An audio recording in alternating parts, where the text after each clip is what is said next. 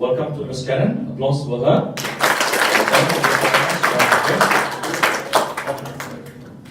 Okay, so one of the things, so you're all certificate 4, right? Yes. Food and beverage. Who's in food and beverage? Food production. Housekeeping. Okay, good. I do have stuff for you guys back there. So basically the point of this talk, which is slightly different from your friends who saw it last week, is to help you understand what your options are working on cruise ships, because there are many different cruise ships.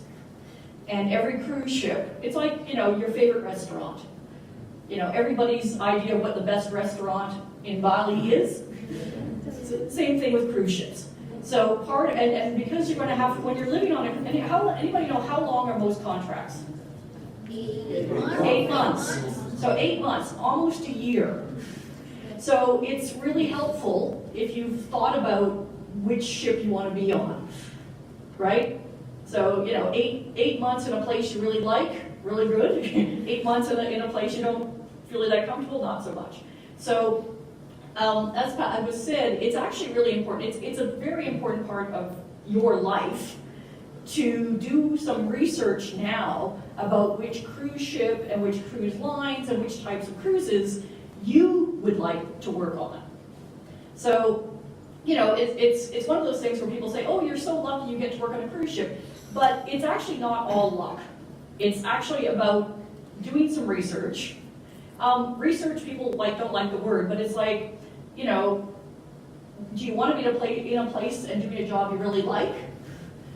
If yes, then it's worth spending 5 minutes a day, right?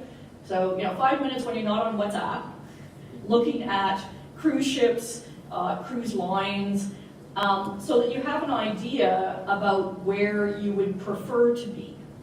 And that's short term. Long term is in 5 years, also because that's usually a question you get on interviews, what would you like to be doing? One of the great things about working on cruise ships, actually, and hotels, is that there's a lot of opportunity for you to change jobs, to move up, and also to move into other areas. So one of the reasons, I'm sure a lot of you already know people, maybe family or whatever, who work on cruise ships. If, for example, you start as a assistant waiter, in 2 or 3 years you could be a manager, a restaurant manager. Maybe you're doing food and beverage, but you really like bartending. Maybe you're starting off as a room steward, but you'd really like to be an international DJ. And I used to make that joke, and then I discovered that Bob, who is the head of CTI, Bob, actually used to be a DJ on cruise ships. So there's always that possibility. So that's one of the cruise ships. The other thing about this website is if you can look down here, these are all current jobs. So it gives you an idea about some of the other jobs, and I'm going to go backwards here for a second. So at Med Bali, you've sort of food and beverage, food prep, housekeeping, bartending, hotel management, right? Here are some of the other jobs you may not be aware of. So, sports. Anybody here like sports? Sports. Hiking, doing stuff that require GoPros, yes. So every cruise ship has sports people who organize games, a lot of the big cruise ships have climbing walls. Climbing walls. Some of them have zip lines across the ship. A lot of them have they also usually they'll have sports games, volleyball, golf, and lots of things like yoga, dance classes, exercise classes. So, and also, like for example, on the cruise that I did on the tall ship, the sports team they're the ones who organize, so they're the ones who would bring the kayaks and the scuba gear, and they were the ones who organized all those events. So if you like sports, if you like outdoors activities, there are lots of jobs for those on cruise ships.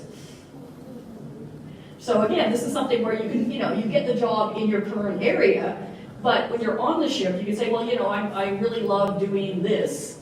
Or for example, if you have a background or qualifications in, say, diving, scuba diving, or you coach football, or, that's something that you actually want to have on your resume. My name's Karen Woodman.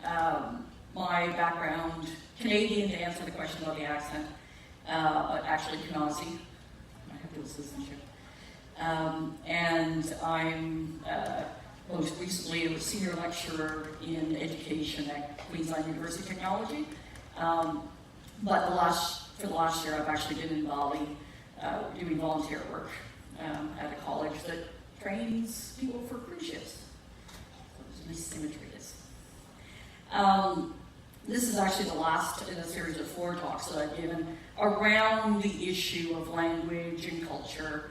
My background is in linguistics, language acquisition, second language acquisition, teacher education, particularly in the area of second language acquisition. So the topic today is do's and taboos. How many of you have traveled? I mean, obviously besides being on the ship. One of the things, how many of you have made mistakes, unintentional mistakes, inadvertently offended people that you didn't mean to when you're overseas? Yeah, pretty much everybody. One of the things that we find when we travel is how much we don't know what we're doing. I often say it's important to not inadvertently offend people, and of course it is also important to know how to offend people if necessary. So today's talk will do a little bit about that. So nonverbal communication. Arguably, 90-some% of communication is not what we say. That number varies depending on who you're talking to. But as I said, there's different types of nonverbal communication. So appearance. I often joke, because as a Canadian, I still find the way schools in Australia color code their kids interesting. So, in Australia, a large number of students go to private schools, and most schools have uniforms. So you're color coding your kids by school and also by gender. But, we also judge people or identify people by what they wear, how they wear it, that sort of thing. The use of space, which I already talked about, which is proxemics. So, most of us, for example, when you're in the lift, you move to the corner where there's nobody there, right? Other cultures, somebody will come and say,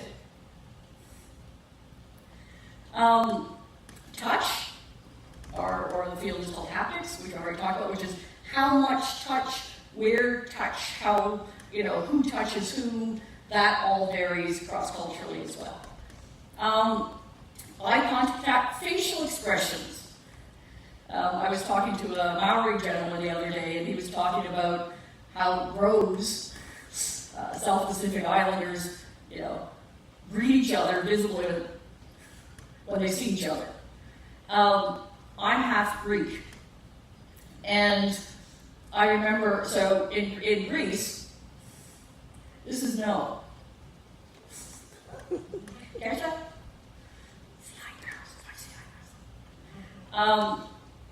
So, in Greece, I remember I actually was living in Athens for a year before I went to Vermont and was doing my master's degree, and a bunch of the Greeks had come over.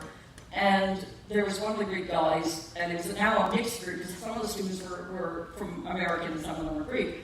And he, somebody asked a question, he did that. And the American said, what? What was that? What? Because those of us who had been in Greece knew what he had just said. He had just said no. But, the American wasn't watching the eyebrows, so they didn't know.